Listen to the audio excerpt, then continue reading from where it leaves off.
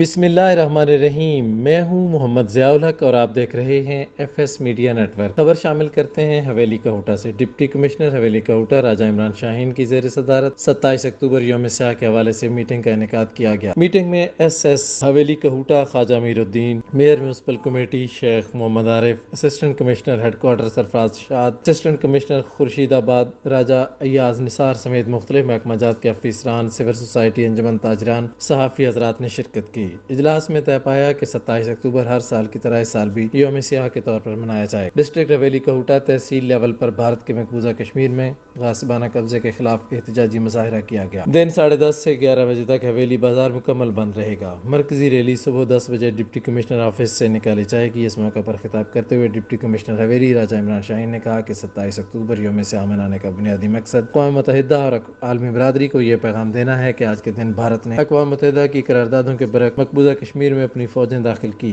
اور مقبوضہ کشمیر میں اپنا ناحق قبضہ کیا اور مظلوم کشمیری عوام، بچوں، نوجوانوں اور خواتین پر ظلم و بربریت کے پہاڑ ڈھائے۔ یوم سیاہ منانے کا بنیادی مقصد عالمی برادری کے سوئے ضمیر کو جھنجھوڑنا ہے۔ آزاد کشمیر اور پاکستان کے لوگ اپنے نہتے مظلوم کشمیریوں کے ساتھ کھڑے۔ حویلی کہوٹہ نوجوان بذریعہ سوشل میڈیا ساری دنیا کو یہ پیغام دیں کہ جب تک مقبوضہ کشمیر کے نہتے مظلوم کشمیریوں کو ان کا بنیادی حق کہ خود ارادیت نہیں مل جاتا، ہم چین سے نہیں بیٹھے۔ سبسکرائب کیجئے F S media network اور دیکھتے رہیے تازہ ترین تبصرے اور خبریں۔